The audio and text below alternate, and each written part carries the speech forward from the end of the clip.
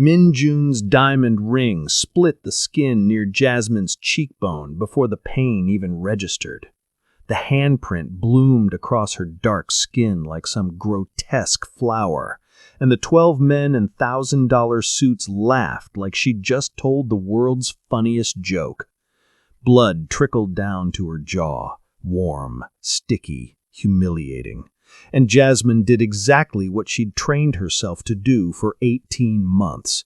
She bowed low, eyes on the imported Italian marble that cost more than most people made in a year, and whispered her apology in broken English that made her sound exactly as stupid as they believed she was.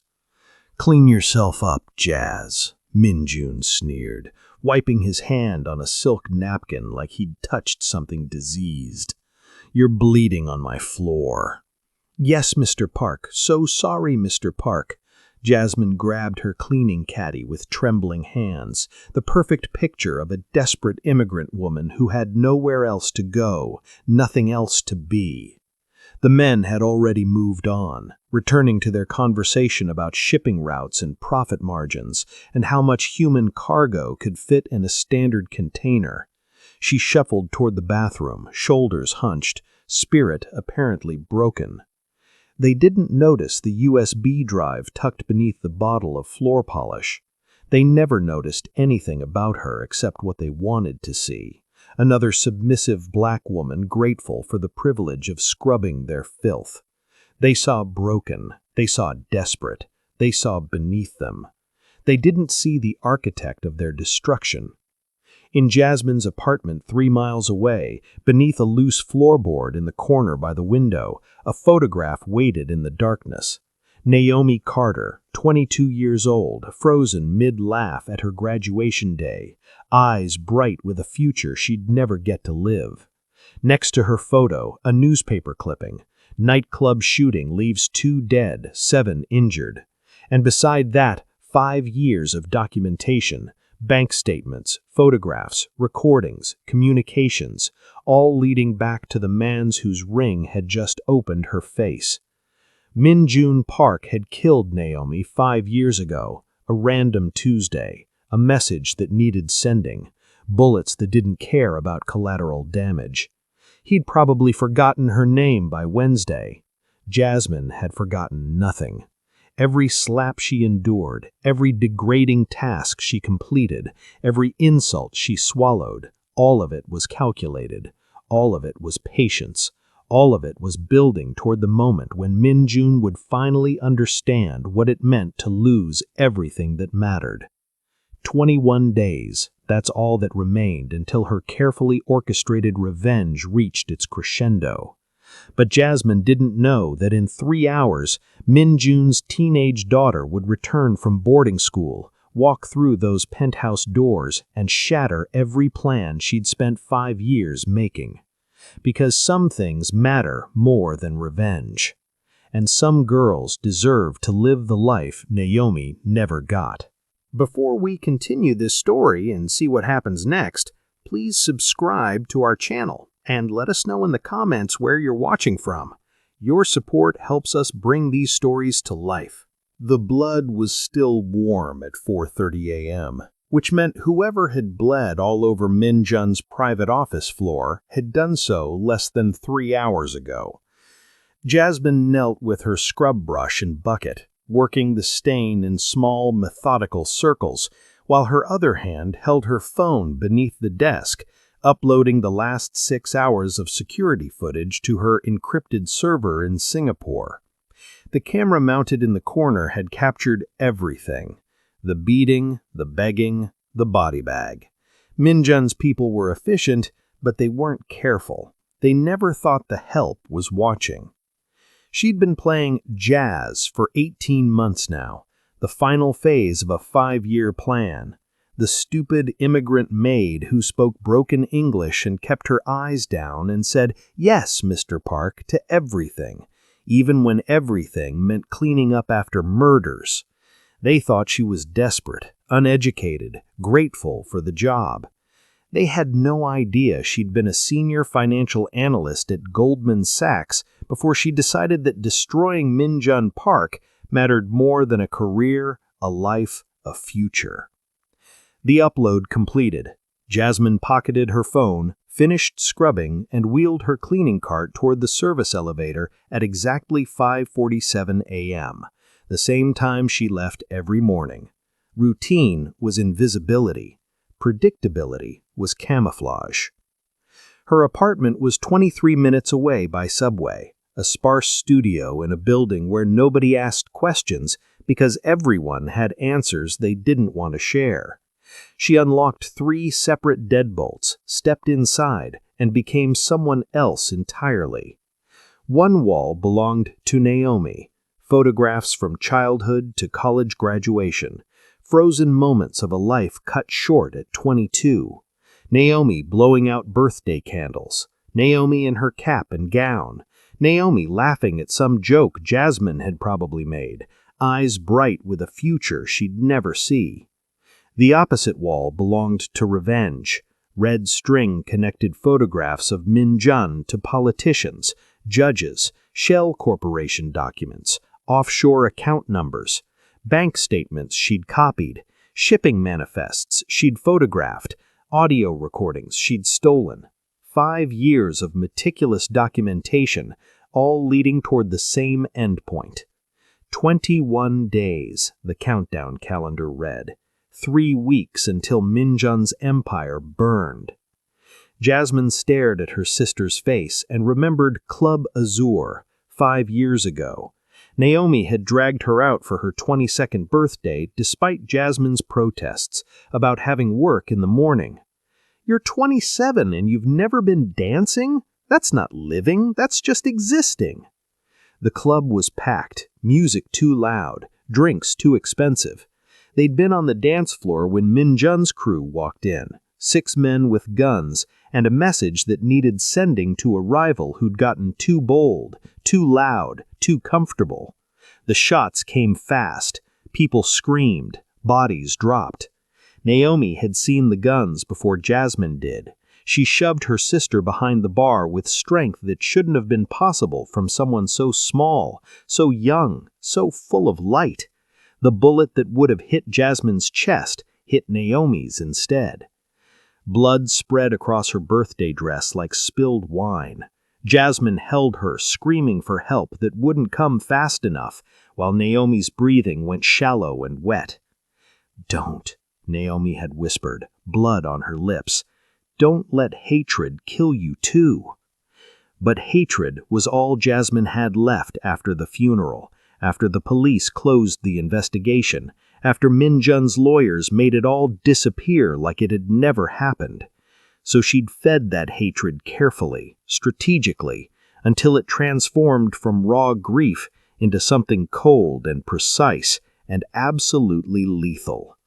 She'd quit Goldman Sachs, learned Korean, studied Min-Jun's operations, created a new identity, spent 3 years gathering evidence before ever applying for the Maid position, 18 months playing broken and submissive while cataloging every crime, every connection, every weakness. 21 days until it all came crashing down. Jasmine touched Naomi's photograph, the glass cold beneath her fingertips.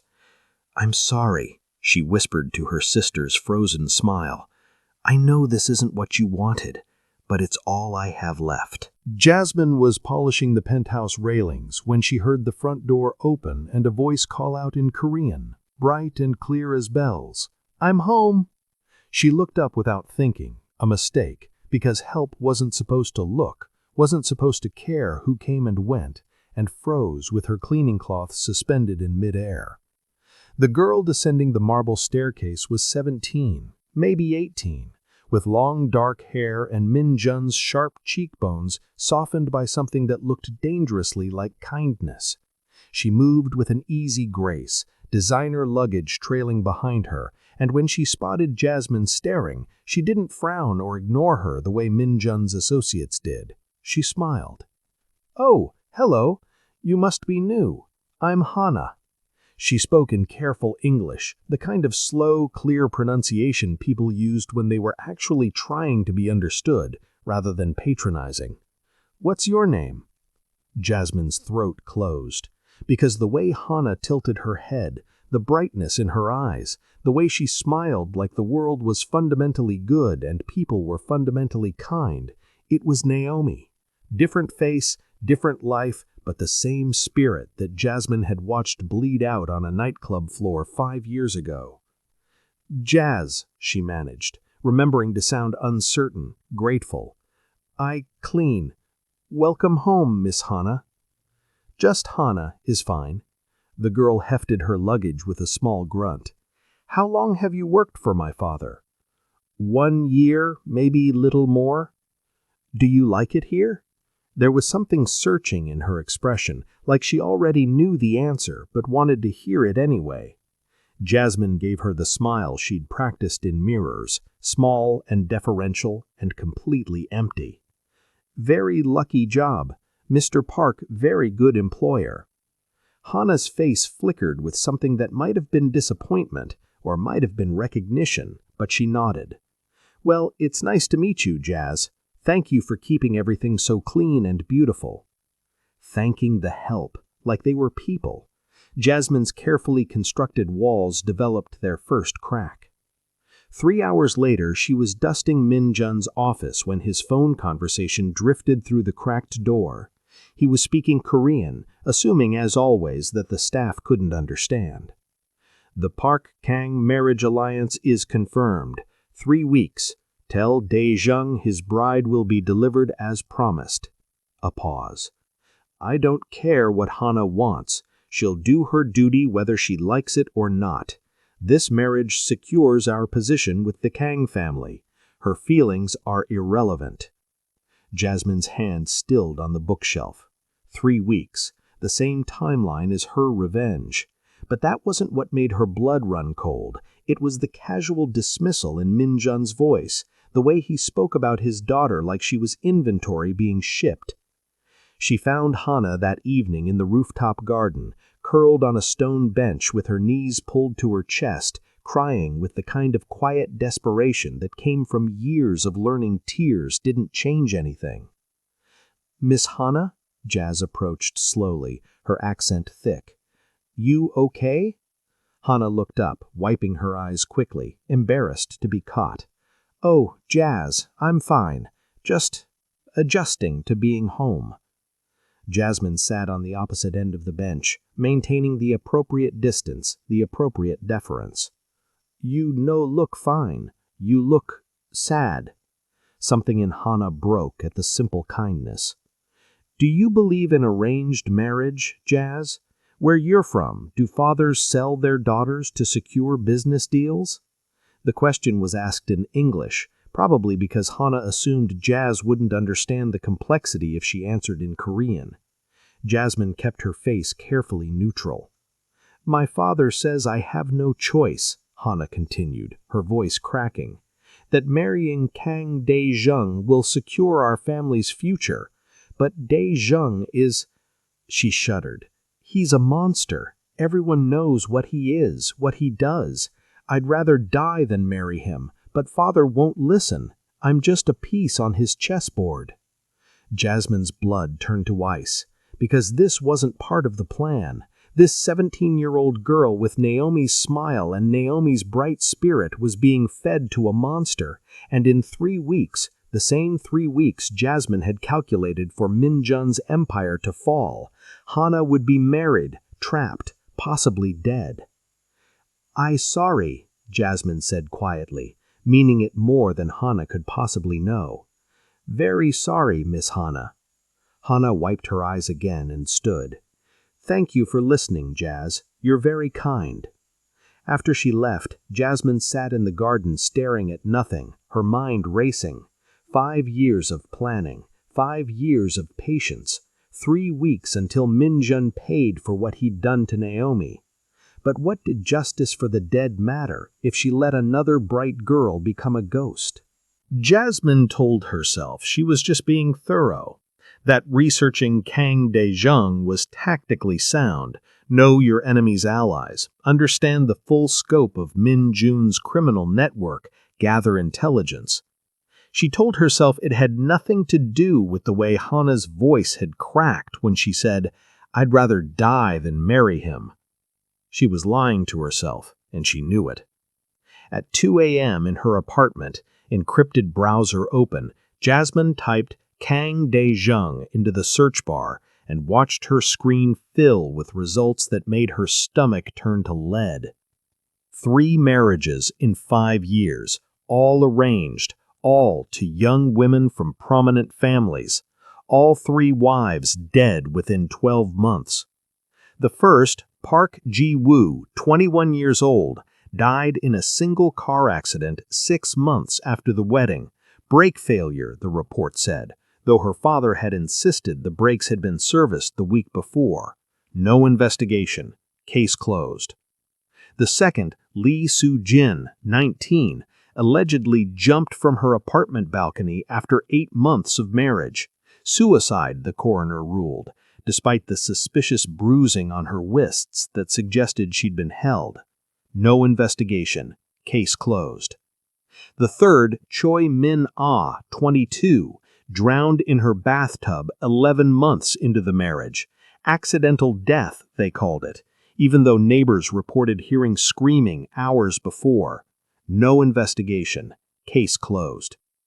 The Kang family had enough money and power to bury anything, including bodies. Jasmine scrolled deeper, finding whispers on encrypted forums where criminals talked when they thought no one was listening. Even hardened gangsters spoke about Dae-jung with disgust. Words like sadist and collector and he gets bored easily appeared with disturbing frequency. One comment made her hands shake. He doesn't marry them, he hunts them. The wedding night is just the beginning of a year-long game that always ends the same way. Hana wasn't being married off for a business alliance. She was being fed to a predator who'd already killed 3 times and would absolutely kill again. Jasmine closed her laptop and pressed her palms against her eyes, trying to stop the images flooding her mind. This was Naomi all over again. Another young woman with her whole life ahead of her. Another monster who thought he could take whatever he wanted. Another system that would look the other way because power protected power, and victims were expendable. She shouldn't care. She couldn't afford to care. Her mission was singular: destroy Min-Jun Park. Everything else was noise. But the next morning, while cleaning Hana's room, Jasmine found the journal. It was hidden poorly, tucked under the mattress in a spot that screamed, "Teenager who's never had to hide things from anyone truly dangerous." The leather cover was worn from anxious handling. Jasmine knew she shouldn't open it, knew it was an invasion of privacy, knew it would complicate everything. She opened it anyway. The entries were desperate, dating back 3 months to when Hana apparently learned about the engagement. Father announced my marriage today like he was discussing a stock purchase. Kang Dae-jung. I looked him up. His last wife drowned. The one before that jumped. I'm next. I've researched ways to disappear. Fake IDs, border crossings, new identities. But Father's reach is too long, his connections too deep. Where could I run that he wouldn't find me? I wish I was brave like the girls in movies who fight back or escape, but I'm just a coward who'll walk to her death in a white dress because saying no isn't an option I was ever given. Maybe it won't be so bad. Maybe Dae-jung has changed. Maybe I'll be different from the others. Maybe if I'm perfect enough, quiet enough, obedient enough, he'll let me live. That last entry was dated 2 days ago. The hope in it was worse than the despair, this desperate, naive belief that if Hana just tried hard enough, if she just performed femininity and submission perfectly enough, the monster wouldn't devour her. Jasmine slammed the journal shut, her hands shaking so badly she nearly dropped it. She shoved it back under the mattress and stood in the middle of Hana's room, breathing hard, trying to remember why destroying Min-Jun mattered more than saving his daughter. But all she could see was Naomi's face. All she could hear was that final whispered plea, "Don't let hatred kill you too." And suddenly Jasmine understood that watching Hana walk to her death while she executed her perfect revenge wasn't justice. It was just becoming another monster in a world that had too many. 3 weeks. 3 weeks to destroy Min-Jun's empire and somehow save a girl that reminded her painfully of everything she'd lost. The question that kept her up all night was simple and impossible. How do you burn down a kingdom without letting the princess burn with it? The penthouse glittered like something out of a fairy tale, if fairy tales were about selling 17-year-old girls to serial killers. 50 criminals in designer suits filled Min-Jun's living room, drinking champagne that cost more than Jasmine's monthly rent, celebrating an engagement that was really just an execution with a 3-week delay. Jasmine moved through the crowd with her serving tray, invisible as furniture, while her eyes catalogued everything. The Russian mobsters in the corner discussing shipping routes, the politicians taking envelopes that definitely didn't contain wedding invitations, the judges who'd buried investigations into 3 dead wives, now toasting to a 4th. Then Kang Dae-jung arrived, and the temperature in the room dropped 10 degrees. He was older than Jasmine had expected, mid-40s at least, with silver threading through his black hair and eyes like frozen chips of coal. Handsome in the way poisonous things were beautiful, all sharp edges and dangerous elegance. He moved through the crowd with the confidence of a man who'd never faced consequences for anything in his entire life. His hand found Hana's waist immediately, possessive and too low, fingers spreading like he was marking territory. Hana stood rigid in her engagement dress, white silk that looked like a funeral shroud, her smile painted on and utterly empty. Dae-jung leaned close to whisper something in her ear. Jasmine was 10 feet away, but she saw Hana flinch, saw the way her breath caught, saw the exact moment her eyes went somewhere else to escape whatever words he'd just breathed against her skin. When Dae-jung pulled back, Jasmine spotted the bruises on Hana's wrist, finger-shaped marks, already yellowing, exactly the size of Dae-jung's hands. He wasn't even married to her yet, and he was already marking his property, training her to understand what happened to things that belonged to him. Jasmine's grip on the serving tray tightened until her knuckles went pale. She needed access to Min-Jun's private study. There were documents in his safe that would complete her evidence collection. So she did what she'd been trained to do. She made a deliberate mistake. "Mr. Park," she approached with a bottle of wine, her accent thick and apologetic. "The 2015 Bordeaux you request." Min-Jun looked at the bottle and his face went purple. "You stupid woman! I said the 2012 Chateau Margaux. Do you have any idea what you've—" He didn't finish the sentence. His hand cracked across her face hard enough that she tasted blood immediately, his ring splitting her lip the same way it had a dozen times before. But this time, there were 50 witnesses, 50 important people who needed to see Min-Jun assert his dominance over the help. He grabbed her arm and dragged her to the center of the room. The conversations died. Every eye turned to watch.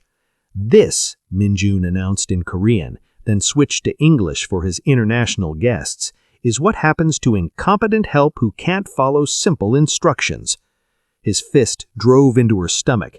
Jasmine doubled over, the air punched from her lungs, and heard the room erupt in laughter.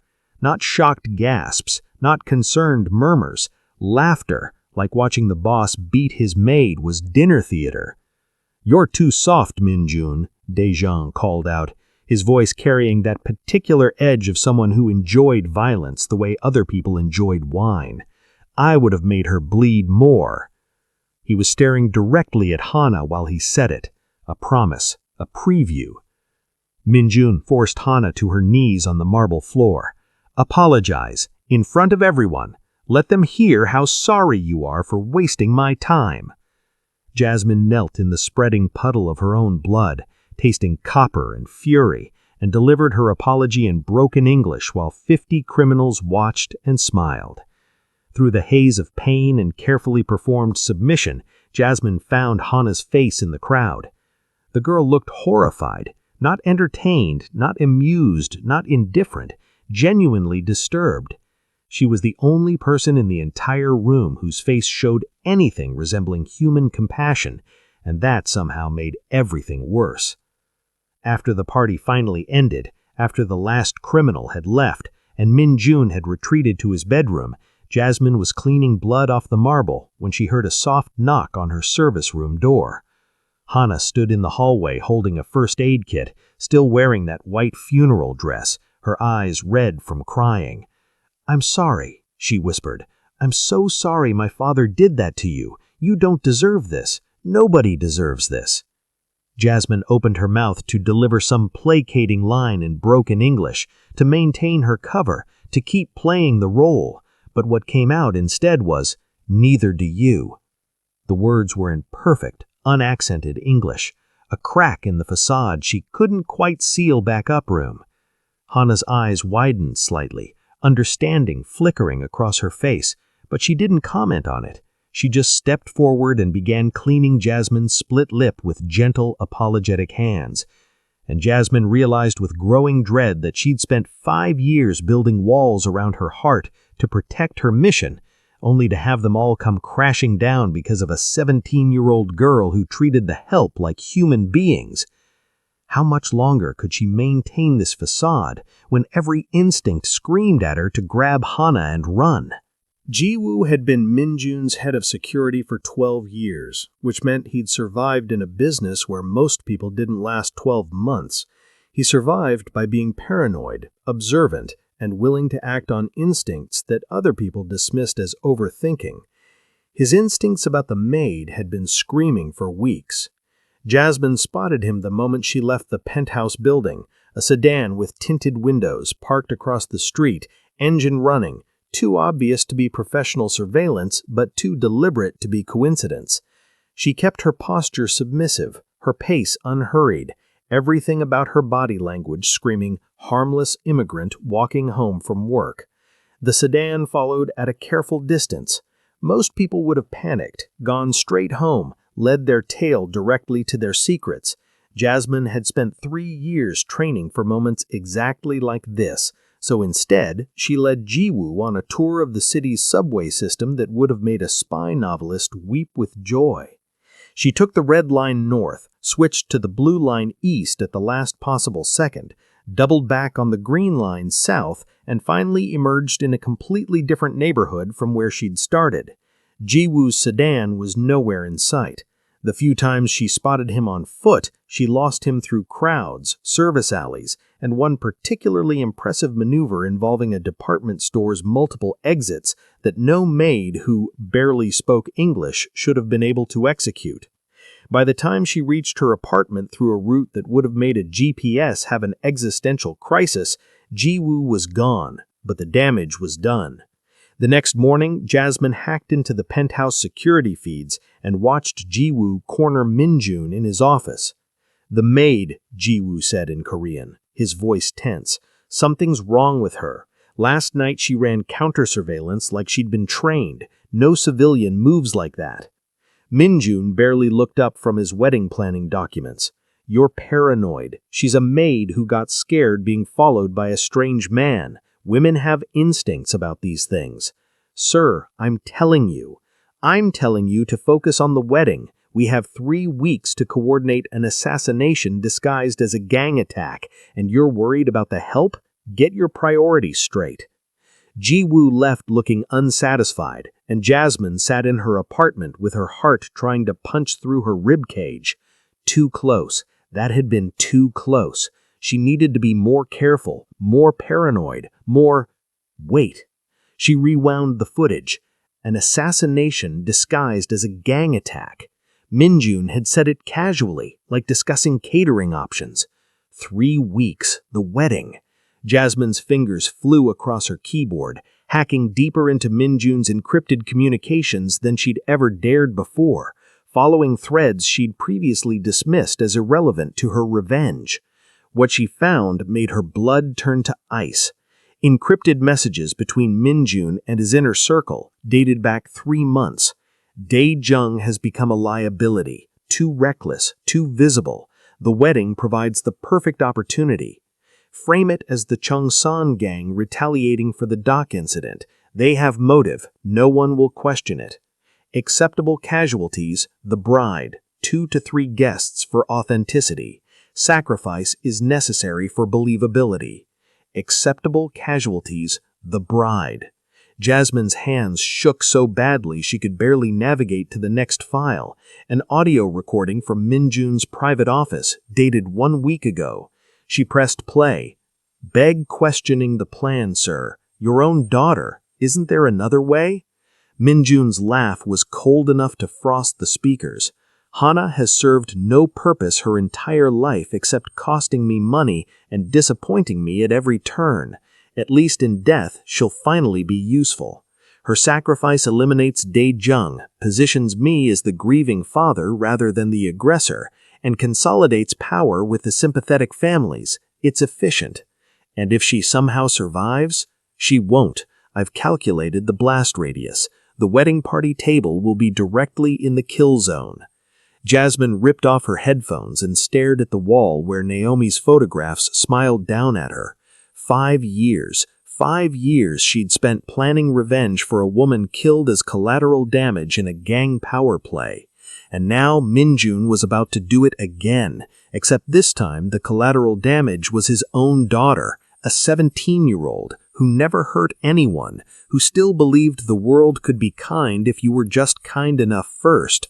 This was Naomi all over again, another young woman, another monster, another bullet that didn't care who it killed as long as the message got sent. Except this time, Jasmine knew. This time, she had 3 weeks. This time, she could choose. Her revenge plan suddenly felt hollow, inadequate, shamefully small.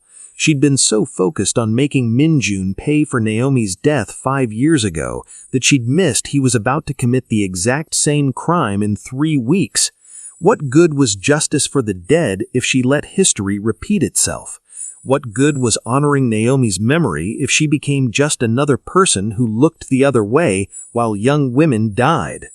Jasmine pulled up her meticulously crafted timeline. 5 years of planning, 18 months of infiltration, 3 weeks until Min-Jun's empire burned. All of it designed to destroy him at his moment of triumph. All of it utterly useless if Hana died in the process. She stared at Naomi's photograph, at that bright smile frozen forever at 22, and heard her sister's final words, "Don't let hatred kill you too." But what if saving Hana meant letting Min-Jun escape? What if justice for Naomi and justice for Hana couldn't coexist? What happens when you have to choose between the ghost you'd been avenging and the girl who still had a chance to live?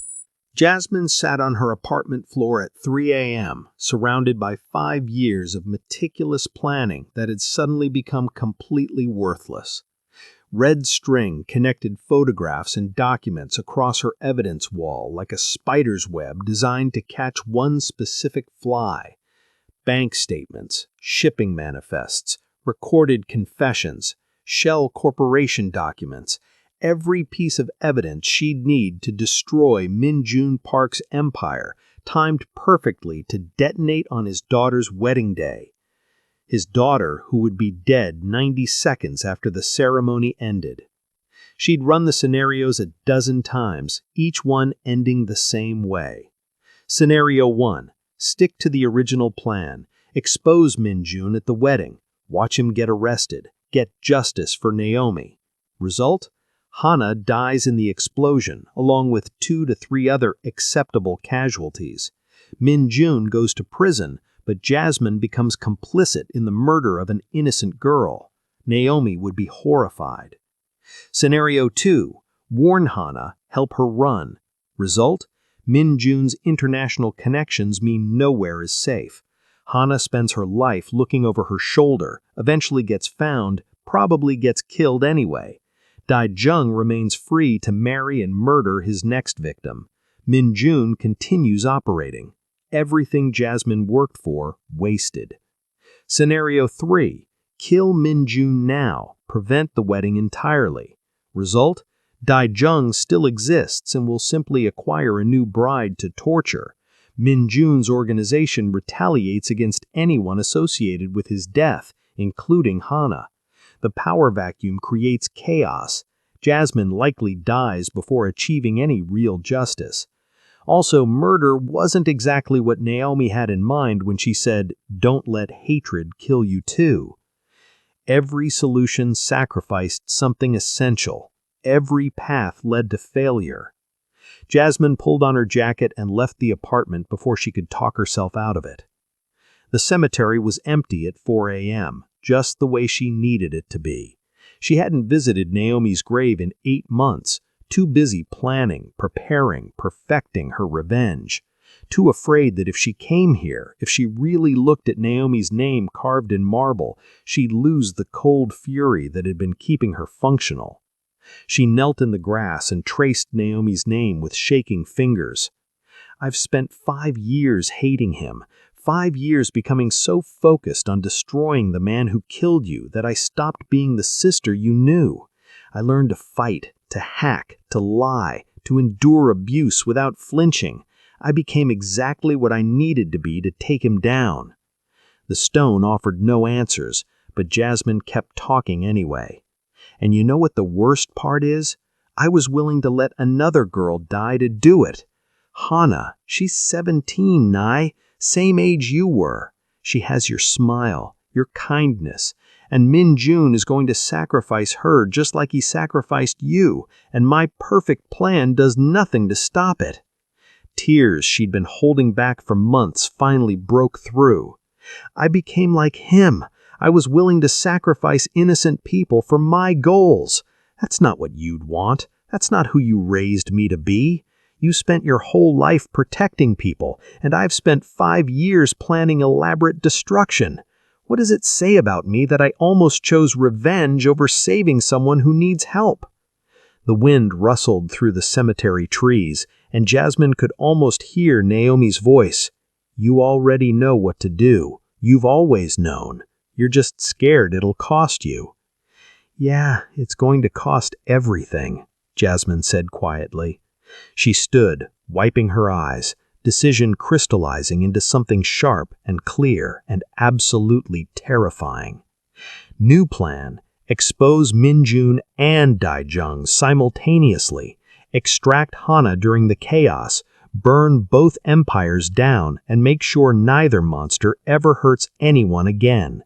It was more complex, infinitely riskier, and would require resources she didn't have, skills she'd need to learn in 3 weeks, and allies she'd have to recruit from a past life she'd abandoned 5 years ago. Back in her apartment, Jasmine tore down her old timeline and started building a new one. This version had twice as many moving parts, triple the potential failure points, and required her to accomplish in 3 weeks what had previously taken 5 years of preparation. She pulled out a burner phone and scrolled through contacts she'd promised herself she'd never use again. People from her old life at Goldman Sachs, former colleagues who'd understood when she'd suddenly quit and disappeared, a few who'd offered help if she ever needed it, no questions asked. She started texting. Then she began training, not just for infiltration and evidence gathering, but for extraction under hostile conditions.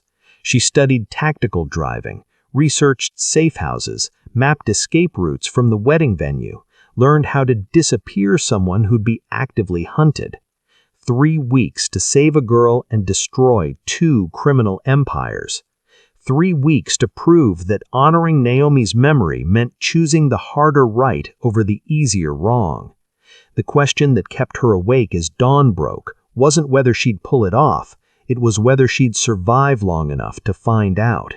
The penthouse had been transformed into something out of a twisted fairy tale. Crystal chandeliers dripping light like frozen tears, ice sculptures melting slowly in the corner, 200 criminals in formal wear pretending they were civilized people celebrating love instead of what they really were. Predators toasting a sacrificial lamb. Jasmine arrived through the service entrance at 6 p.m. sharp, her maid's uniform pressed and perfect, her face carefully arranged into submissive blankness. Ji-woo was waiting by the staff room, arms crossed, eyes like a hawk that had spotted something moving in the grass. "Tonight," he said in Korean, assuming as always that she couldn't understand, "I'm watching you very carefully, Jazz. Something about you doesn't add up, and I'm going to figure out what." Jasmine gave her her best confused smile, the one that made her look simple and harmless. "Sorry, no understand. I work now, yes?" Ji-woo's eyes narrowed, but he stepped aside. From that moment on, she could feel his attention like a physical weight, tracking her every movement through the crowd. Perfect. Nothing like trying to execute the most complex operation of your life, while the head of security treats you like a bomb that might detonate. She moved through the ballroom with her serving tray, playing her role flawlessly while her mind worked 3 steps ahead. Plant the USB drive behind the bar. Done. Position the wireless camera in the flower arrangement. Done. Set up the remote broadcast system that would stream everything to news outlets and law enforcement simultaneously. Done. Each task completed while pouring champagne and murmuring apologies in broken English, invisible except to Ji-woo's suspicious glare. Kang Dae-jung arrived at 7:30 p.m., and the temperature in the room dropped like someone had opened a door to somewhere cold and lightless. His entourage followed him in, 6 men with dead eyes and expensive suits, the kind of violence that wore cologne.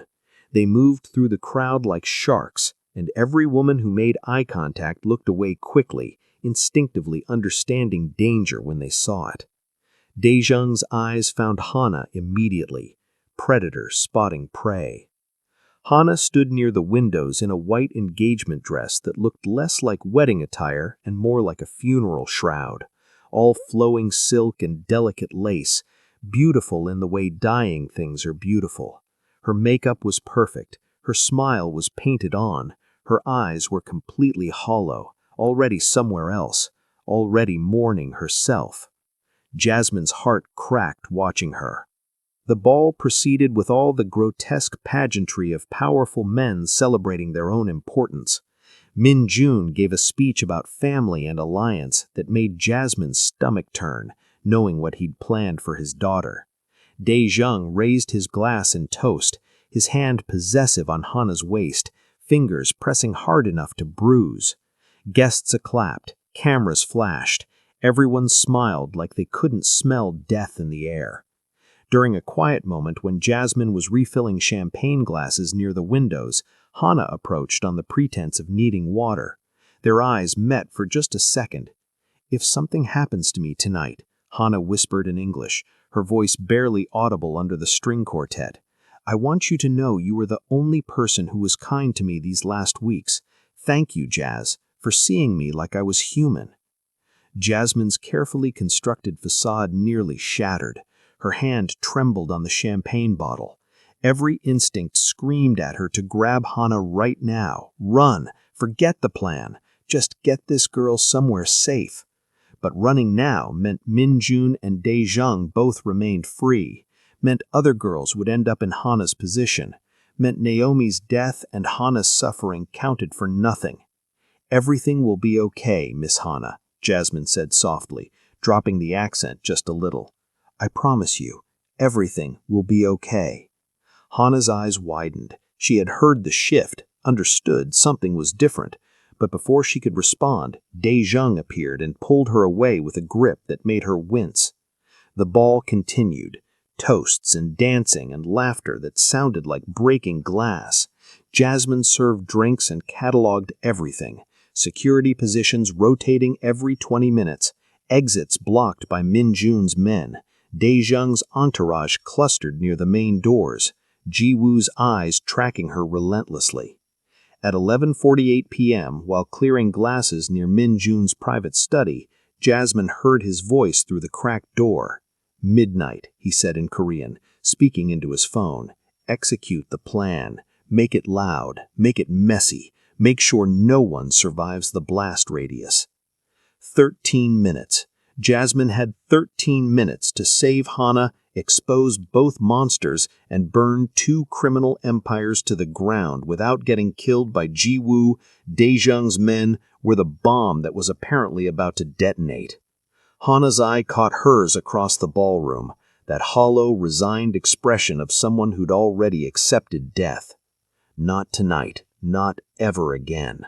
The clock struck 11:48 and Jasmine dropped her serving tray. Time to stop being invisible. Jasmine found Min-Jun's assassins in the service hallway.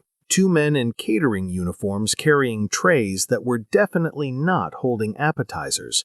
She'd studied their body language for weeks, knew exactly how trained killers moved, how they scanned rooms, how they positioned themselves before a strike. The first one never saw her coming. She drove her elbow into his throat with enough force to crush his windpipe temporarily, caught his falling body, lowered him silently to the floor. The second one turned, reaching for his concealed weapon, and Jasmine's knee found his solar plexus with surgical precision. He dropped like a marionette with cut strings. Both unconscious in under 5 seconds, both alive, which was more mercy than they'd planned to show anyone in that ballroom. "Don't move," Ji-Yu's voice cut through the silence, gun drawn, aimed directly at her head. "I knew it. I fucking knew something was wrong with you. Who are you?" Jasmine straightened slowly, hands visible, and pulled out her phone. Someone who's about to ruin everyone's night. She hit send. Every screen in the ballroom, the massive displays showing the engagement photos, the television streaming the party to international guests, even people's phones, suddenly cut to black. Then Min-Jun's crimes began playing in high definition. Bank statements showing money laundering through 17 shell corporations, video footage of murders ordered from his office, photographs of corrupt politicians accepting envelopes, audio recordings of him ordering hits, destroying evidence, bribing judges. 5 years of meticulous documentation streaming simultaneously to every major news outlet, law enforcement agency, and social media platform Jasmine could access. And then the final piece, Min-Jun's voice, crystal clear, discussing tonight's plan. "Midnight. Execute the plan. The bride is acceptable collateral. Her death positions me as the victim. It's efficient." The ballroom erupted into chaos. Min-Jun's face drained of all color as 200 criminals simultaneously realized they were attending a party that was now being broadcast internationally. Dae-jung's security drew weapons, unsure who to shoot, but certain shooting was required. Guests screamed. Someone knocked over an ice sculpture that shattered like a gunshot. And Hana stood frozen in the center of it all, staring at the screens showing her father casually discussing her death. FBI agents burst through every entrance simultaneously.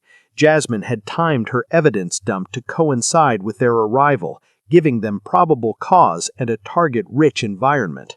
"Federal agents! Nobody move!" Nobody listened. Criminals scattered like roaches when the lights came on. Jasmine grabbed Hana's hand. "We're leaving. Now." You're not..."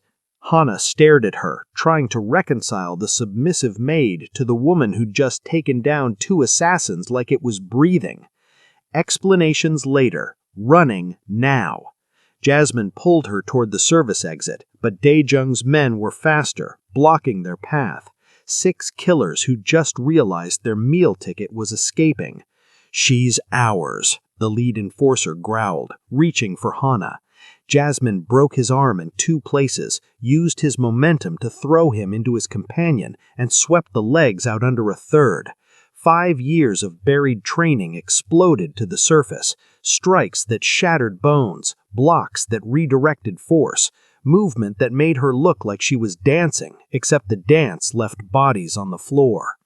She fought her way through Daejung's men with Hana's hand gripped tight in hers, protecting the girl with every technique she'd kept hidden, every skill that Jazz the simple maid couldn't possibly possess.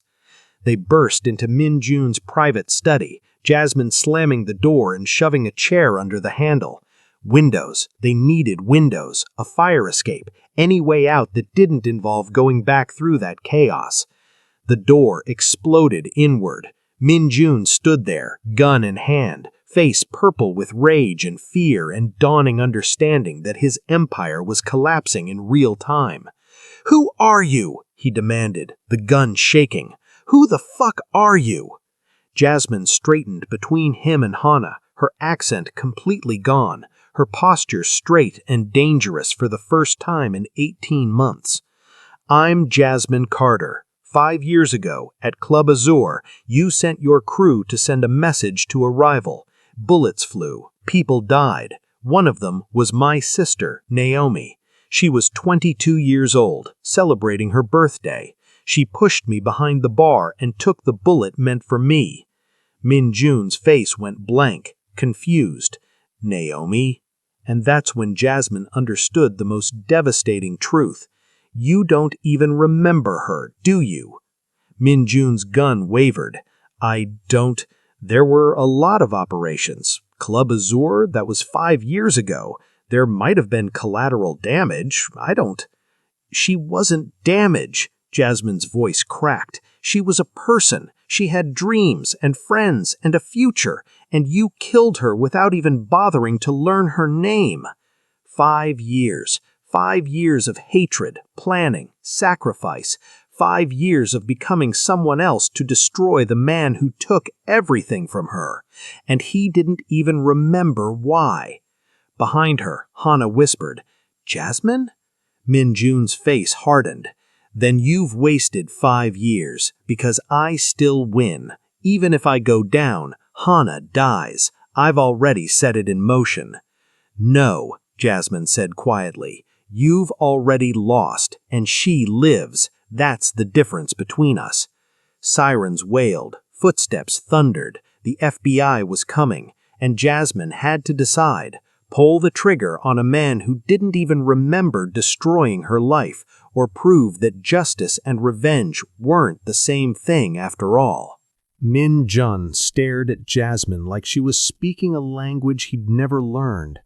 "I don't even remember your sister," he said, and the words hung in the air like smoke from an extinguished fire.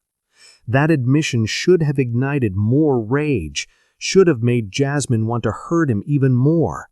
Instead, it broke something inside her that had been holding her together for 5 years. Not her resolve, but her hatred. Because he wasn't a worthy enemy. He wasn't some mastermind who'd carefully plotted Naomi's death. He was just a small, pathetic man who destroyed lives without even bothering to notice. Hana's voice cut through the moment, shaking and confused. You did all this to save me?" Jasmine turned to face her, this 17-year-old girl with Naomi's spirit and her own strength, and told her the truth. "No, I did this to destroy your father. I spent 5 years planning his downfall. Saving you was—" She paused, searching for the right word. "Complicated." "Complicated?" Hana repeated, something between a laugh and a sob. "You risked everything for complicated?" The sound of boots on marble echoed through the penthouse, FBI flooding from every direction, SWAT teams securing exits, agents with guns drawn shouting commands that blended into white noise. Min-Jun's face twisted with desperate rage. "You've destroyed everything!" He raised his gun, hand shaking, aimed it directly at Jasmine's chest. 5 years? You wasted 5 years on this? For some girl I don't even remember? "Her name was Naomi," Jasmine said quietly. His fingers started to tighten on the trigger, and Hana stepped between them. "Enough, father!" Her voice was steel wrapped in silk. "Enough death! Enough sacrificing people for your ambitions! Enough pretending any of this was ever about family! It ends now." Min-Jun stared at his daughter like he was seeing her for the first time. "Hana, move! She's destroyed our family, everything I built. You built it on corpses, including mine. You were going to kill me tonight, your own daughter. For what? Power? Pride? I heard the recording, Father. Everyone heard it." Min-Jun's gun wavered between Jasmine and Hana, his face crumbling as he realized he'd lost everything that ever mattered, not because Jasmine had taken it, but because he'd thrown it away himself years ago. Jasmine moved faster than Min-Jun could track, disarming him with a technique that twisted his wrist and sent the gun clattering across the floor without breaking any bones, without causing permanent damage, exactly the way Naomi would have wanted, stopping the threat without becoming a killer herself. FBI agents swarmed in, forcing Min-Jun to his knees, reading rights he wasn't listening to. As they hauled him toward the door, Min-Jun screamed, "My daughter! Someone save my daughter! Hana, I'm sorry! I'm sorry!" Hana turned her back on him and didn't look back. The next 3 weeks blurred together. Daejong, arrested for the murders of his 3 previous wives, evidence Jasmine had anonymously provided to authorities along with everything else. Min-Jun's empire dismantled piece by piece, corrupt officials exposed, shell corporations frozen, Jasmine testifying as a protected witness wearing a face that was finally her own. She could have disappeared after that. Mission accomplished, revenge complete, nothing tying her to this place except ghosts. Instead, she stayed, because Hana needed someone who understood what it meant to survive monsters, someone who knew how to rebuild when everything burned, someone who'd learned the hard way that vengeance and justice weren't the same thing, but healing and living could be. 4 weeks after the engagement ball that became Min-Jun's downfall, Jasmine brought Hana to the cemetery.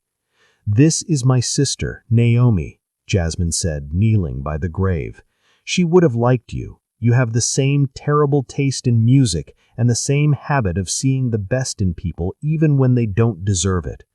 Hana placed flowers on the headstone, white roses, because Jasmine had mentioned once that Naomi loved them. "Thank you for protecting me," she said softly. "I'm sorry it cost you so much." Jasmine looked at this girl she'd saved instead of destroyed, at Naomi's name carved in marble, at the 5 years of hatred that had finally burned themselves out and left something better in the ashes. "It gave me something back too," she said, and smiled, genuinely smiled for the first time in 5 years.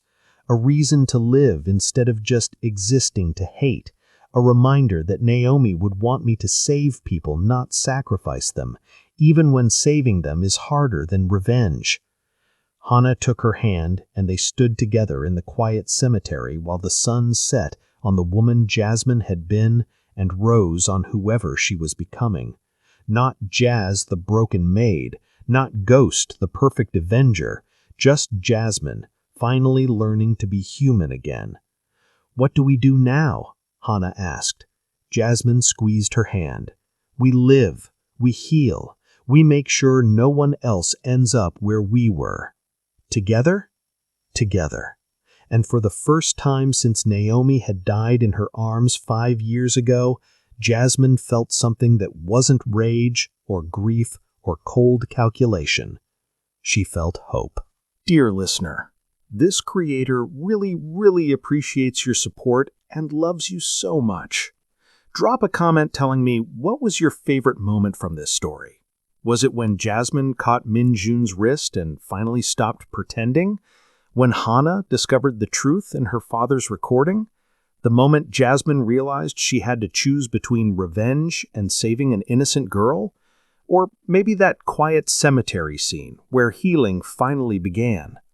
And where are you listening from? I love knowing this story traveled the world, from Seoul to your city, wherever you are. Your support means everything. Now go, like, comment, subscribe. I'll see you in the next story. If you enjoyed the story, please like, share, and subscribe so you'll never miss a great story. Don't forget to comment if you want to know what happens next.